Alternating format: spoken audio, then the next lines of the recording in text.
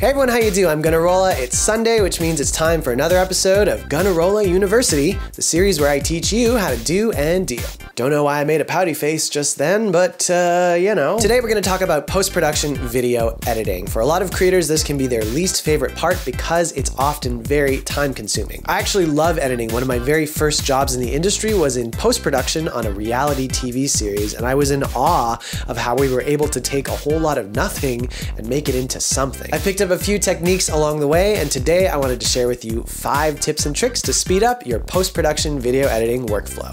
Let's go. Tip number 1, organize. This may seem like a non-tip, but I'm always surprised and, to be honest, a little horrified whenever I see someone drag a whole bunch of video files and dump them on their desktop. You'll want to get into the habit of organizing your footage so that you can find it, or if you have to hand off your project, someone else can find it in the moment and later down the line. I like to create a different folder for each project or series that I work on, and within that folder, you might find another folder for each episode. In those folders, you'll find even more folders for all of the basic elements of your project. One for your footage, one for your audio, one for any special assets that you create like graphics or images, one for stills that you might pull, and one for your final exported video files. We got folders on folders on folders. Folderception. If you want to be a real media management badass, you might look into a separate program that handles the process of copying files from your cards to your drive and can double check that you didn't miss anything or back up files for you. I'll link to a few options below, but some popular ones include Red Giant Offload or Adobe Prelude. Again, this is a super simple tip, but organizing your footage from the get-go will help save a lot of time once you get into it. Tip number 2, store your common assets in the same place. If there are creative assets that you tend to use across your videos, like opening sequences, graphics, fonts, music,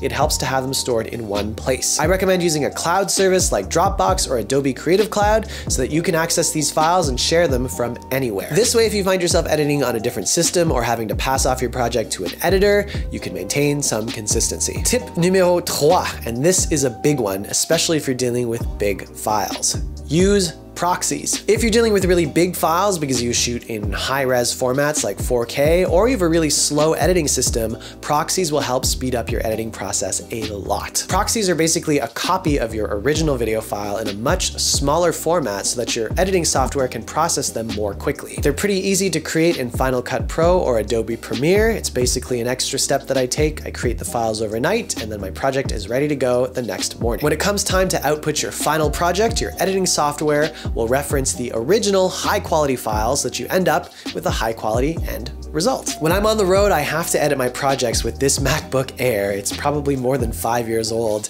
This system was not designed to handle 4K footage, but thanks to proxies, I've been able to edit some of my most ambitious projects on the road. Tip number 4, use your audio waveform view. If you're dealing with footage that has a lot of dialogue, like an interview or a video blog, it can be faster to edit to the audio waveform rather than watching the video from start to end and waiting to find the take that you need. In pretty much every video blog that I create, I know that I need the last take. So I'll switch to audio waveform view, skip to the end, take the clip that I need, and put it into my timeline. Once you've got all your clips lined up, then you can do your fine tuning. Using audio waveform view, we can see very clearly where there's audio and where there's an uncomfortable silence.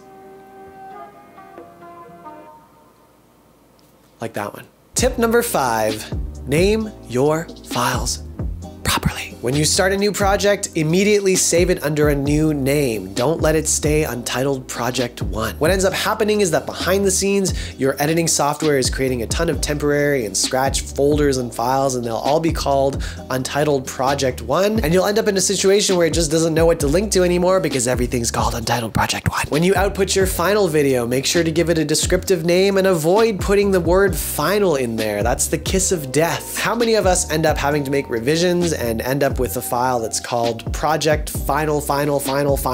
Instead, you might want to put a version name like Project Version 6, or you could include the date and time in the file name so that you know which one is the true, final, finished, complete version. So those are just a few of my post-production video editing tips. As you can see, a lot of it comes down to organization.